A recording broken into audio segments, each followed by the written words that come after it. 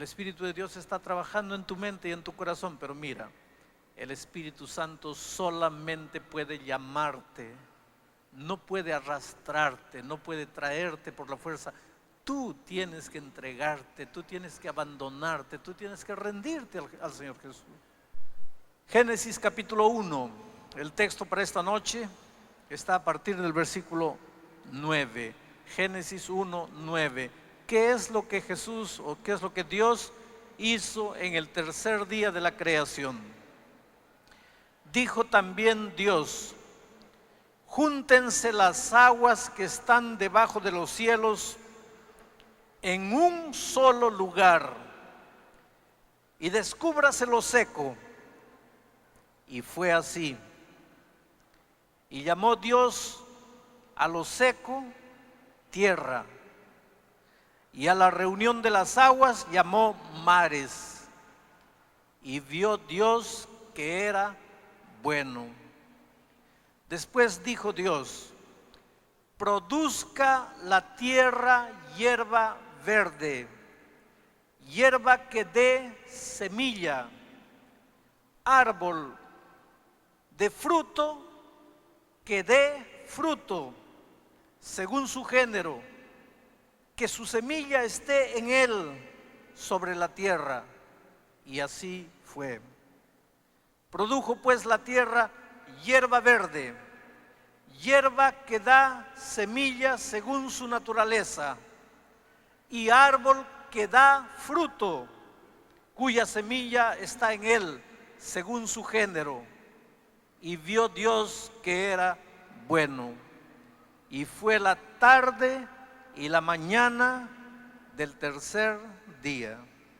Yo no sé si en este momento tu hogar se está haciendo pedazos.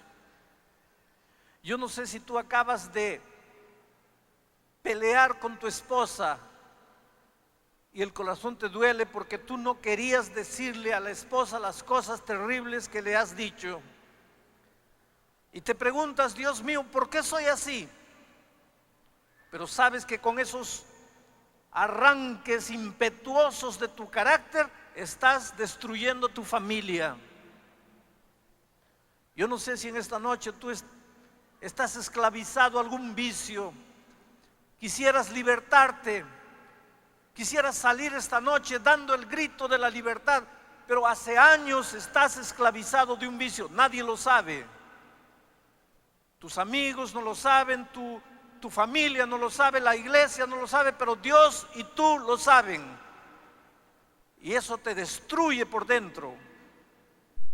Y lo primero que me impresiona del texto es que cuando Dios creó las plantas y los árboles, una cosa bien contundente y clara que dijo fue la siguiente: produzca la tierra hierba verde, hierba que dé semilla, árbol de fruto que dé fruto. Quiere decir que desde la misma creación, lo que Dios estaba creando no era simplemente para crear. Lo que Él creó con un propósito. Creó los árboles para que den fruto. Creó la hierba para que dé semilla. No creó los árboles y la hierba simplemente por el hecho de crear. Había un propósito, y el propósito era que den fruto. Y cuando te hace nacer del agua, te hace nacer para que des fruto.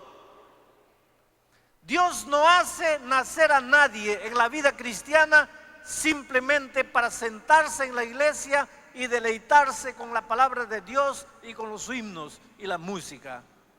Dios hace nacer para que produzcas fruto. ¿Y qué tiene que ver eso con las luchas terribles que tienes en casa?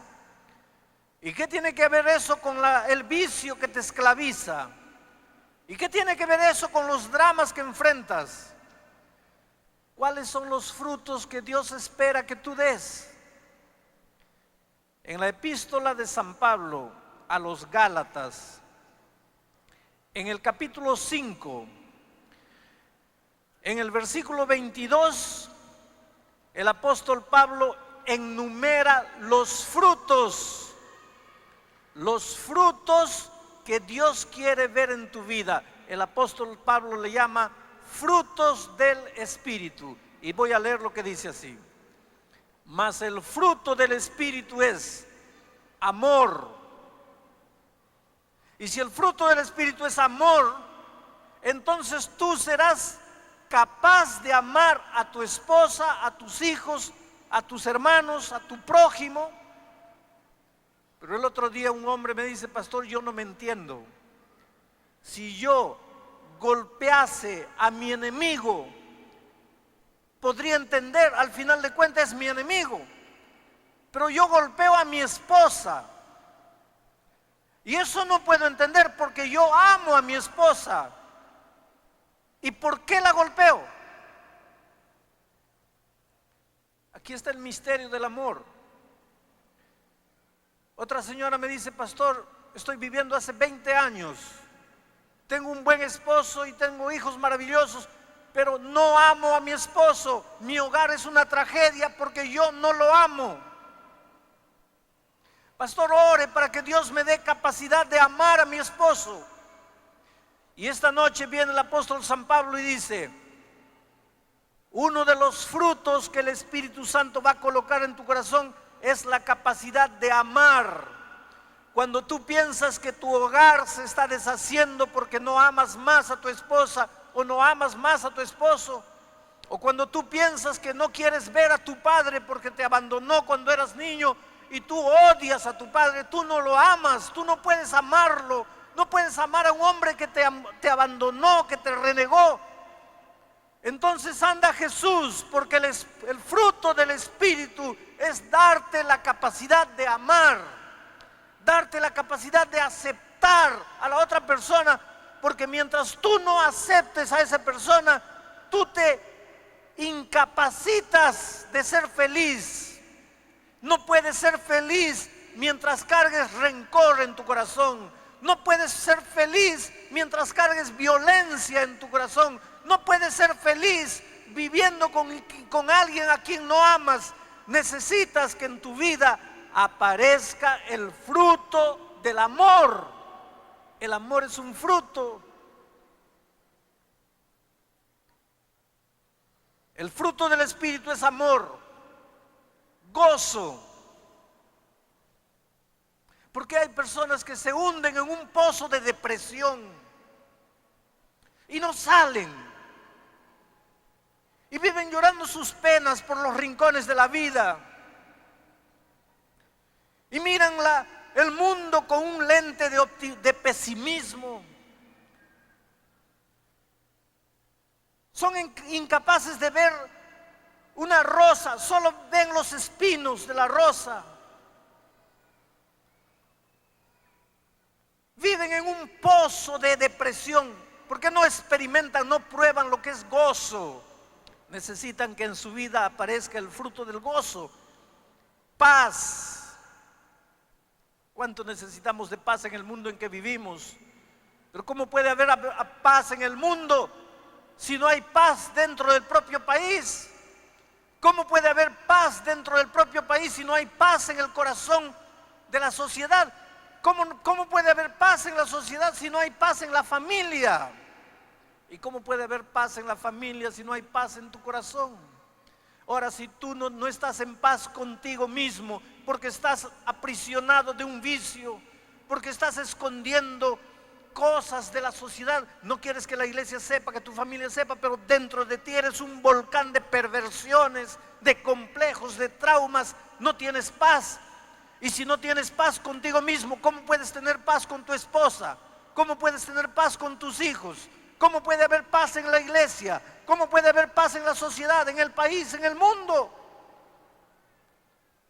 Pero todo esto es fruto del Espíritu Santo. Benignidad, bondad, fe, mansedumbre, para que acabe ese tu temperamento irascible, ese tu temperamento de fuego, ese tu temperamento que ya te hizo perder empleos, que ya te hizo destruir hogares, Ese tu temperamento que te llevó a la cárcel porque en una hora de locura mataste a un vecino en una prisión. Ese temperamento que solo te creó problemas.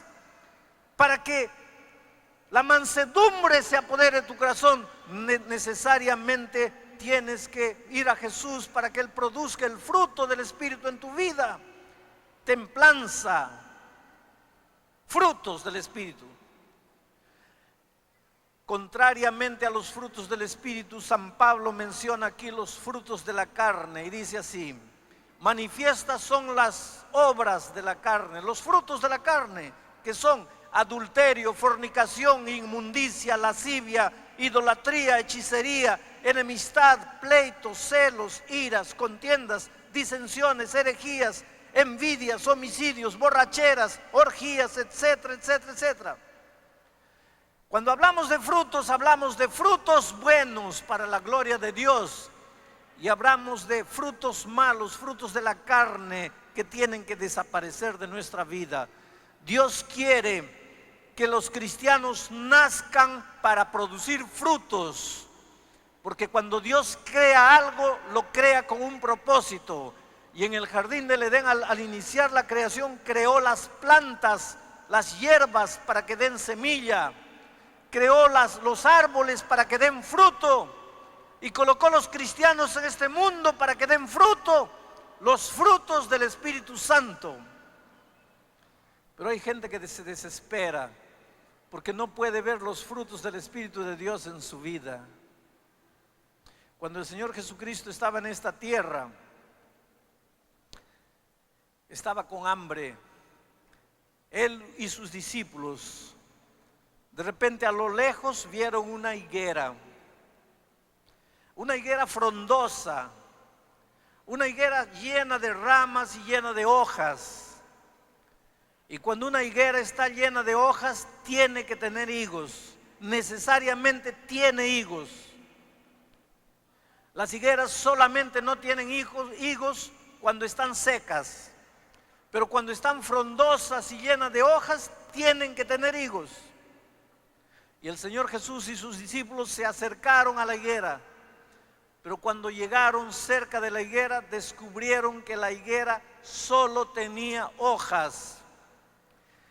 Parecía que tenía higos, pero no tenía higos. Y la historia bíblica dice que Jesús maldijo a la higuera y siguieron su camino.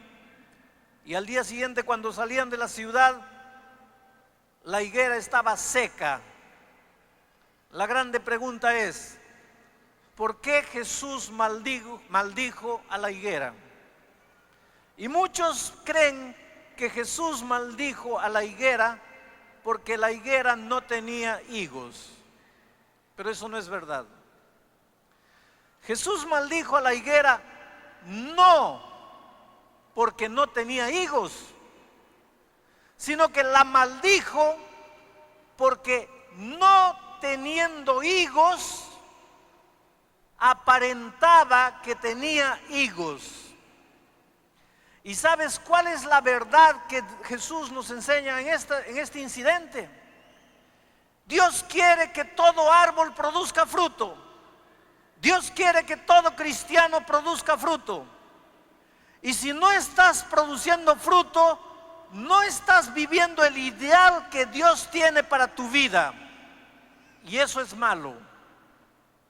Pero aunque el hecho de que no tengas fruto es malo, no es tan malo como no tener fruto y aparentar que tienes fruto. ¿Y sabes cuál es el gran peligro que los cristianos corremos? Nosotros sabemos que los frutos del Espíritu son gozo, amor, templanza, paciencia, benignidad, bondad, fe, mansedumbre. Sabemos cuáles son los frutos. Y entonces comenzamos a fabricar esos frutos con nuestras propias manos. Cuando alguien nos hace algo que nos da cólera, inmediatamente nos acordamos: yo soy cristiano.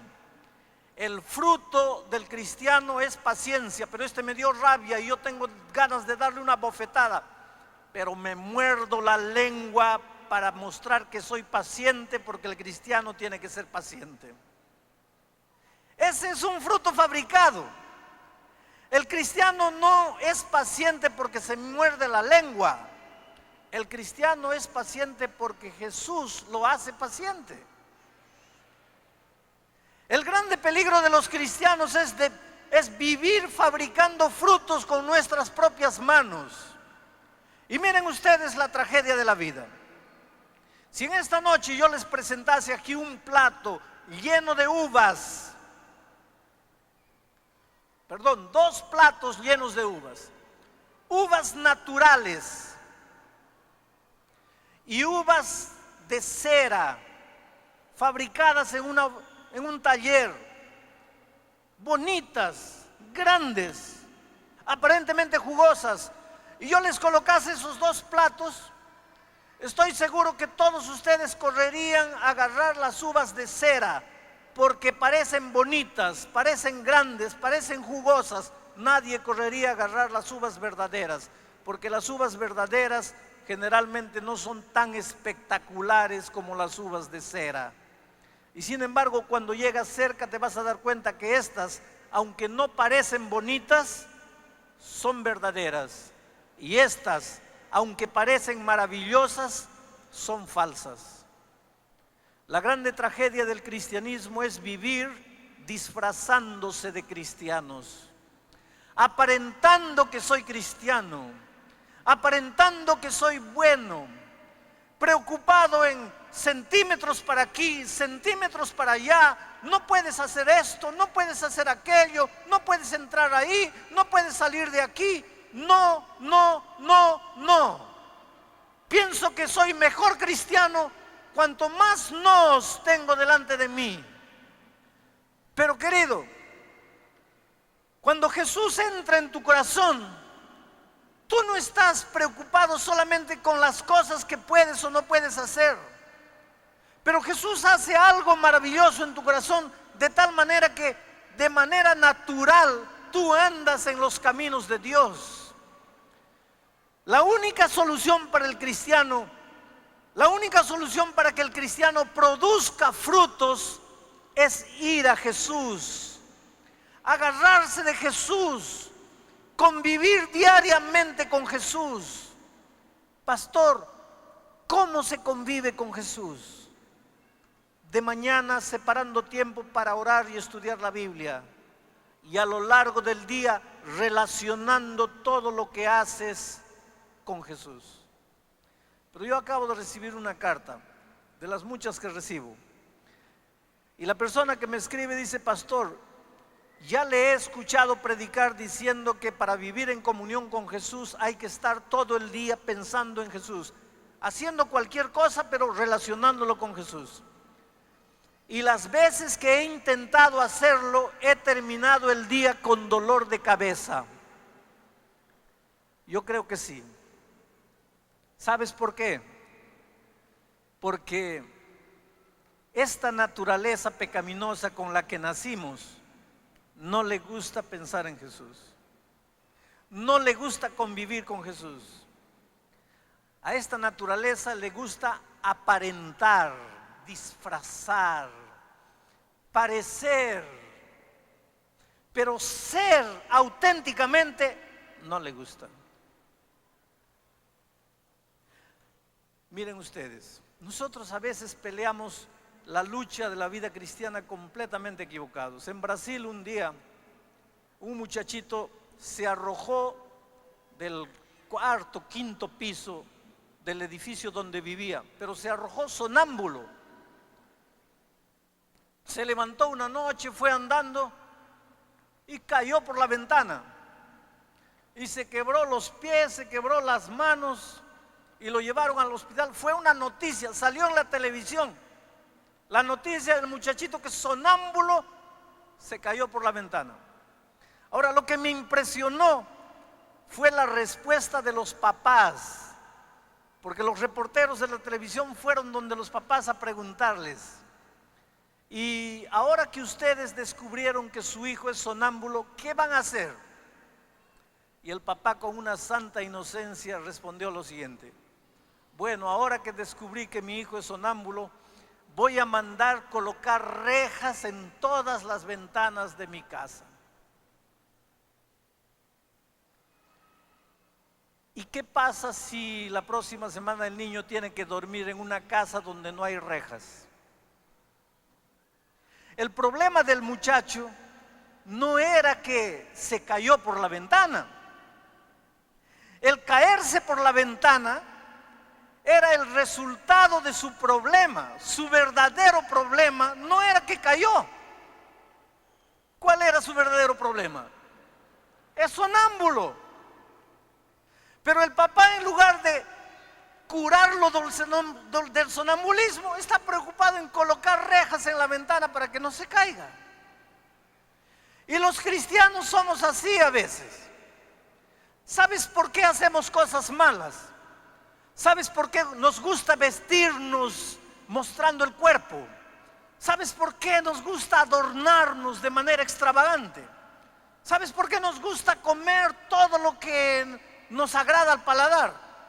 ¿Sabes por qué nos gusta entrar a lugares donde no debemos entrar? Porque somos malos. Nuestro problema no es que entramos allí, nuestro problema es que somos malos. Y la única manera de ser bueno no es cerrando los ojos y decir no voy a entrar, no voy a entrar, no voy a entrar. La única manera de corregir nuestro problema es ir a Jesús y agarrarme de Jesús y no separarme de Él. Desde la mañana hasta la noche, vendiendo, comprando, trabajando, entrando, saliendo, manejando mi carro con Jesús. Pero el problema nuestro es que los cristianos sabemos de mañana orar y estudiar la Biblia, pero hacemos más o menos así. Después de orar y de estudiar la Biblia, le decimos a Jesús: bueno, Señor, tuvimos una hora maravillosa, ahora nos vemos a la noche, chao. Y nos vamos por la vida solos. Lo dejamos a Jesús en la casa. Allí nos paramos en el paradero del ómnibus a esperar el ómnibus. Y hay mucha gente. Y yo no sé, yo no salí aquí en las calles a ver cómo es en los paraderos del ómnibus, pero sé cómo es en Brasil y sé cómo es en Perú. Cuando ya el ómnibus está viniendo, todos se preparan, ¿no?, para entrar. Porque quien es más valiente y tiene más fuerza entra primero. Y cuando entramos empujamos para aquí, empujamos para allá. Y el cristiano también hace la misma cosa. ¿Por qué? Porque oramos y estudiamos la Biblia, pero lo dejamos a Jesucristo allí. Pero tú tendrías coraje de darle un codazo al amigo ahí, o al extraño o al desconocido, si Jesús está contigo. No puedes. El problema es que el grande desafío del cristianismo no es que tiene que aprender necesariamente lo que tiene que hacer y lo que no tiene que hacer. Claro que eso es parte de la vida cristiana. Pero el grande desafío del cristianismo es aprender a no separarse de Jesús, porque en la medida en que tú no te separes de Jesús, los frutos del Espíritu se van a ver en tu vida de manera natural. Ahora, Cristo quiere que el cristiano produzca frutos desde la misma creación. Dios creó árboles para que den frutos, hierba para que dé semilla. Dios creó con un propósito. Y cuando Jesús salva, salva para que des frutos. Pero nadie da frutos de la noche para la mañana. Y ese es otro asunto que nosotros tenemos que entender.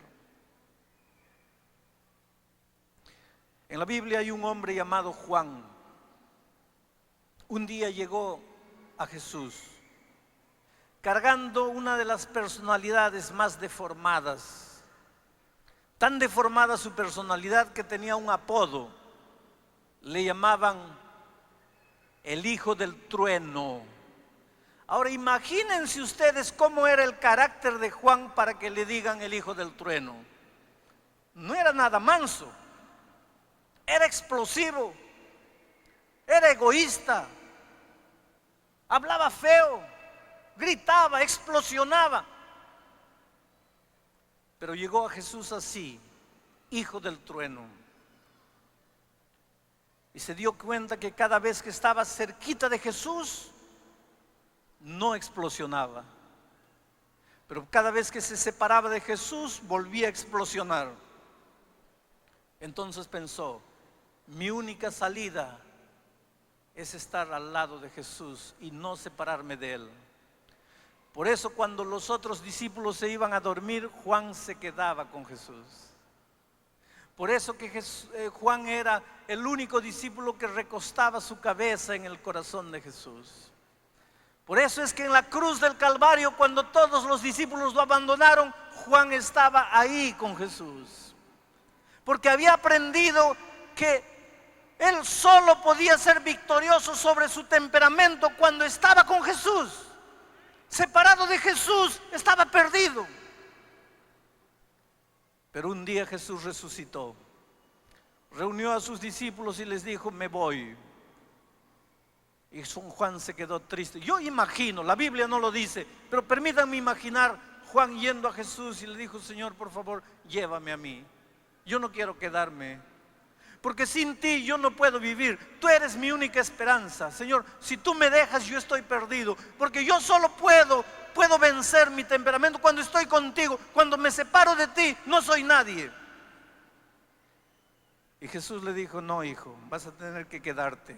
Tienes una misión que cumplir en esta tierra, pero mi espíritu viene y mi espíritu va a estar contigo, y estar con mi espíritu es estar conmigo. Y Juan se quedó y vivió al lado de Jesús a través del espíritu. Y cuando llega viejito lo encontramos en la isla de Patmos, y su apodo ya no es el hijo del trueno. ¿Cómo le dicen ahora? ¿Cómo le llaman ahora? El discípulo del amor. Hermanos queridos, yo me emociono, porque llegó un hijo del trueno a Jesús, se agarró de Jesús, no se separó, vivió con Él. La carne le decía como a un caballo salvaje, ándate para allá. Pero él se agarraba de Jesucristo a través de la oración, del estudio de la Biblia, de la testificación, de ir a la iglesia, de estar con los hermanos. Estaba en Jesús. Y cuando llega viejito, ya no es el hijo del trueno, ya es el discípulo del amor. Ahora dígame una cosa, ¿en qué momento Juan dejó de ser el hijo del trueno y pasó a ser el discípulo del amor? Juan podría decir, fue el 25 de abril, fue el 14 de mayo. Hay una cosa maravillosa, querido. Cuando tú vas a Jesús, llevando tu personalidad deformada, tu temperamento, tu carácter horrible, tus pasiones, tus pecados, cuando vas a Jesús y vives con Jesús, sucede algo maravilloso. Lentamente en esa convivencia, el carácter de Jesucristo se va reproduciendo en tu vida.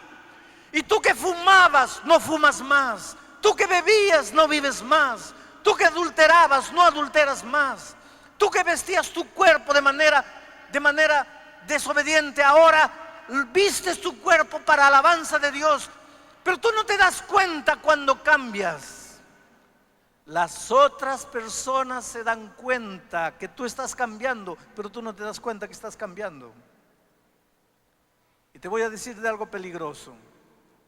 Cuando tú piensas que estás cambiando, cuando tú crees que has cambiado, mucho cuidado, porque el que verdaderamente está cambiando no se da cuenta que está cambiando. Quienes se dan cuenta son los otros, no la misma persona.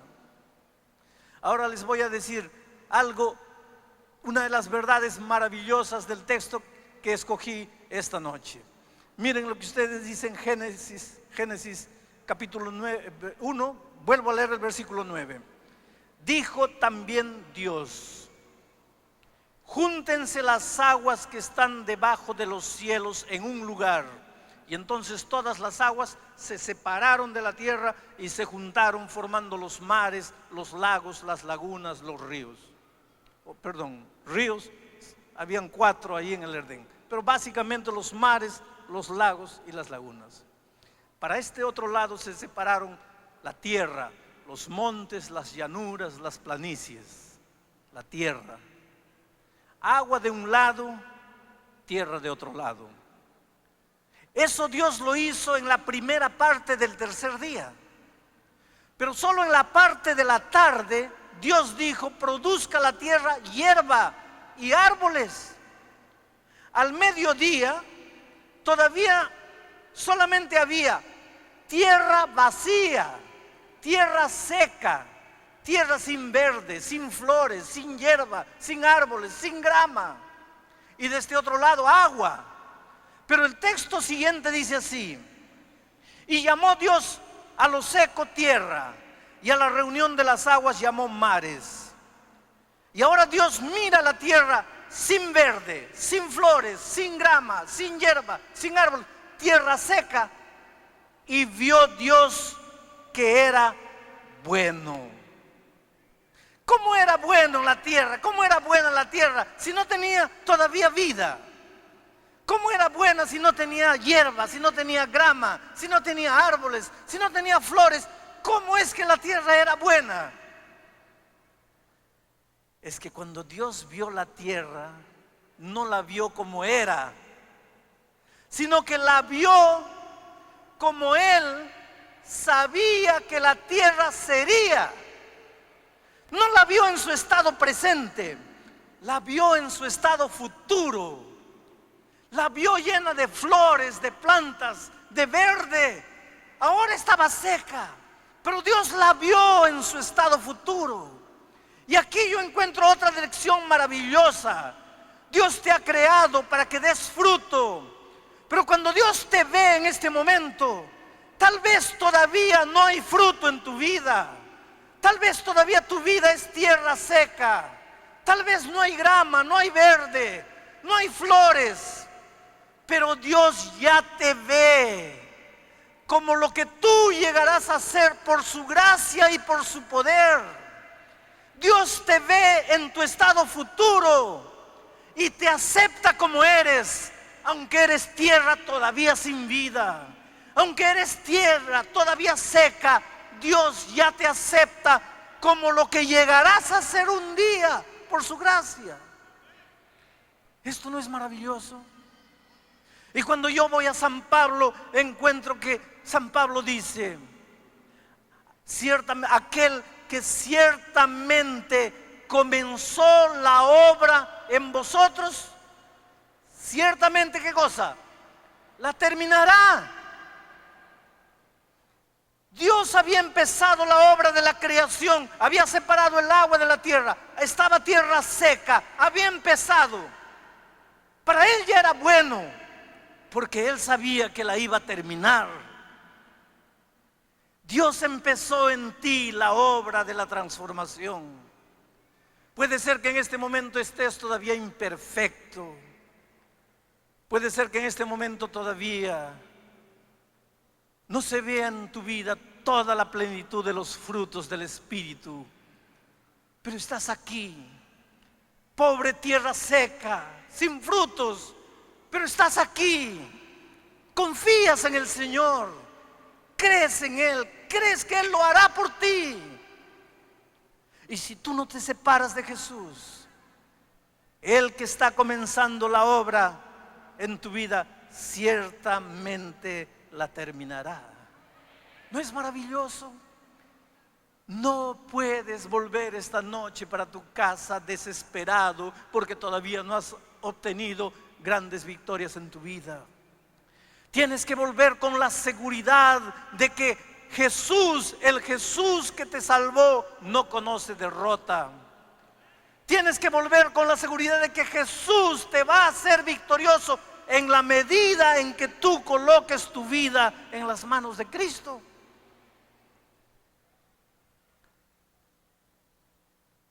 El otro día yo llegué a mi oficina y vi a una chica parada cerca de la puerta principal de la oficina. Me miró con timidez, le dije hola y seguí mi camino. Cuando llegué a mi sala, la secretaria me llamó por teléfono y me dijo: hay una chica que lo está esperando hace 1 hora aquí. ¿Podría usted darle unos 5 minutos? Le dije que pase.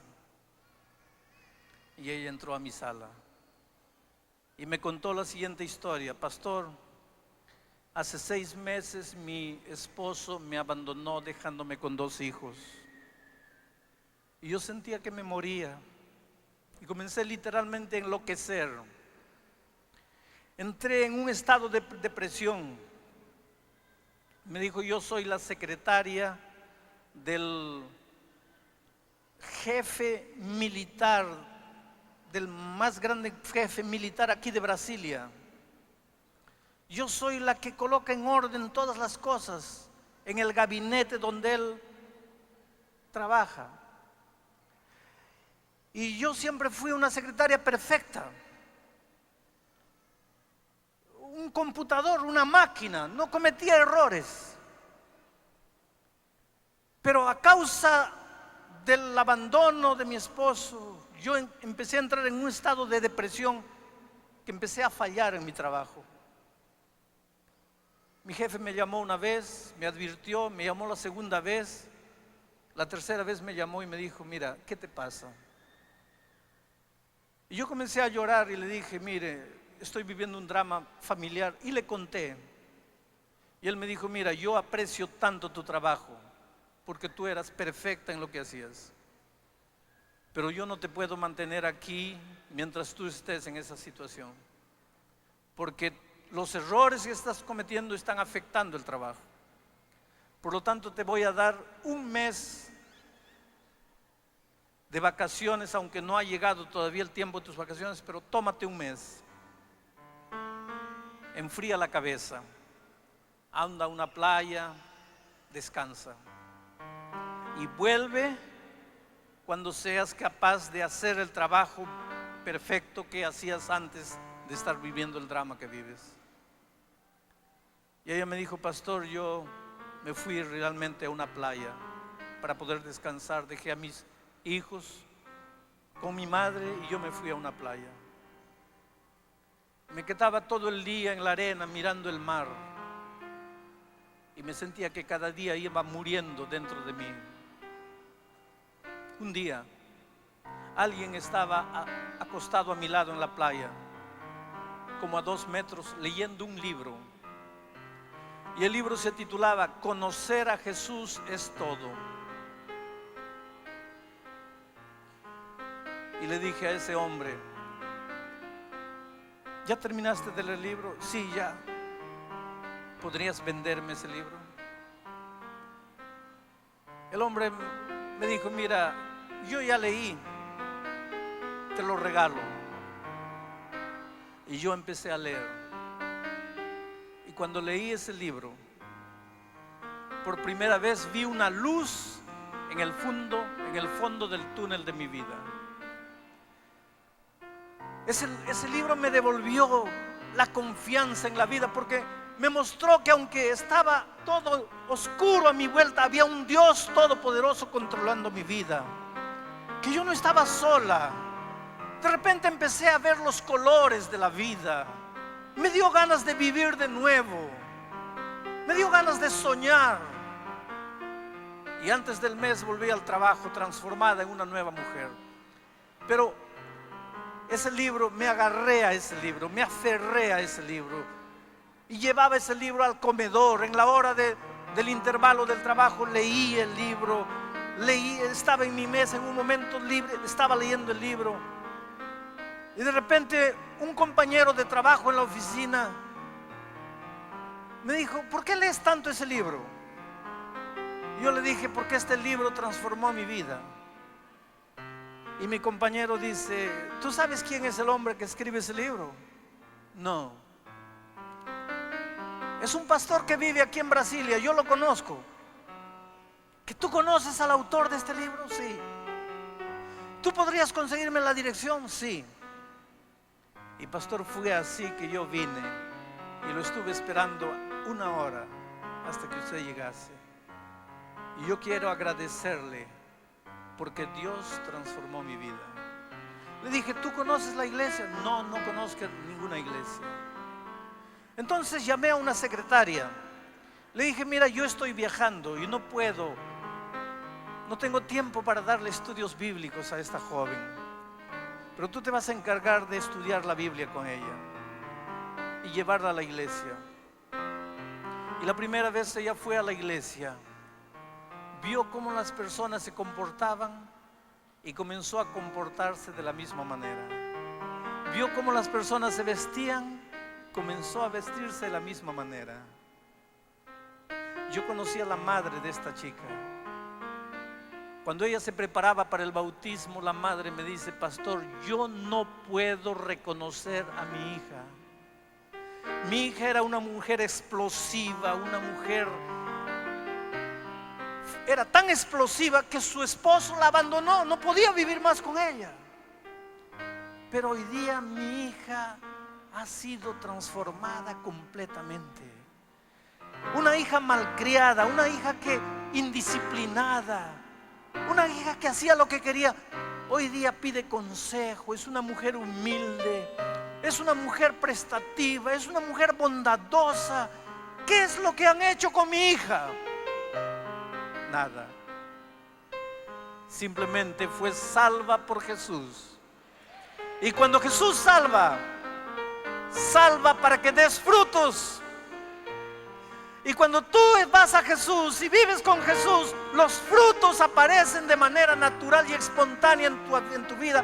No son frutos fabricados, no son frutos disfrazados, no son frutos de cera, son frutos auténticos. Al comienzo pueden ser frutos medio sin forma, medio feitos, pero son de verdad. Al comienzo tu tierra puede ser todavía tierra vacía, tierra seca, pero Dios te acepta así y te ama así y dice, estás bueno. ¿Por qué? Porque aunque estás así en el momento presente, Él ya te ve como lo que llegarás a ser un día por su gracia y su poder. Por eso, si tu vida está destruida, si estás cansado de luchar y luchar y no puedes, si estás cansado de prometer y prometer y no puedes, solo tienes un camino: entregarle el corazón a Jesús. Solo tienes un camino: rendirte al Señor Jesucristo. Ya lo has intentado solo toda tu vida y nada has conseguido. Ya has prometido tantas veces y nada ha cambiado en tu vida. ¿Por qué esta noche no le das una oportunidad al Señor Jesucristo? Tú que me estás mirando a través de la televisión, donde estés, mira, en este momento te estoy mirando prácticamente en los ojos. No vale la pena que te escondas atrás del cuerpo de la persona que está delante de ti, porque no soy yo el que te está mirando, no soy yo el que te está hablando, es el Espíritu de Dios. No eres feliz, nunca lo has sido. Has jugado de ser feliz, pero ¿hasta dónde vas a seguir así? ¿Por qué no te rindes a Jesús? ¿Por qué no vienes a Jesús esta noche? ¿Por qué no le dices, Señor, estoy cansado de luchar solo? He perdido tantas cosas buenas en la vida por causa de mi carácter, pero yo no lo puedo cambiar. Oh Señor, ¿lo puedes hacer por mí? Ven a Jesús esta noche.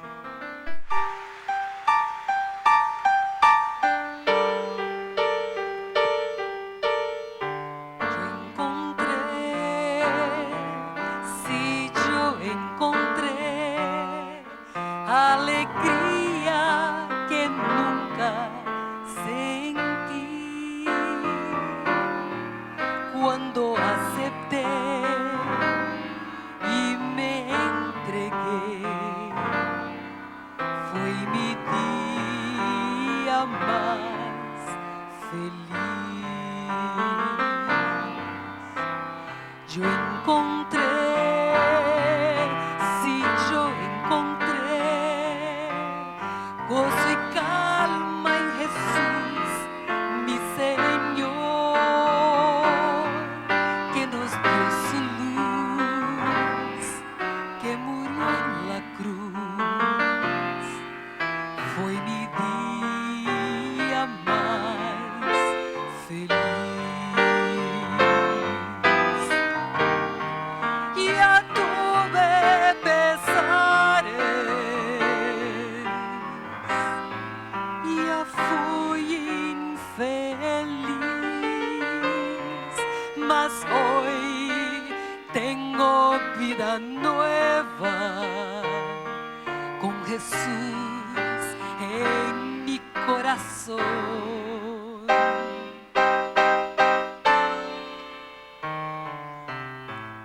Yo encontré,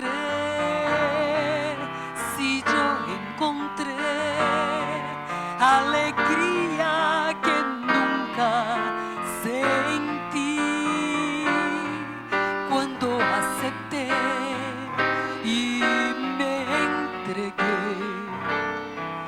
Fue mi día más feliz. Fue mi día más feliz.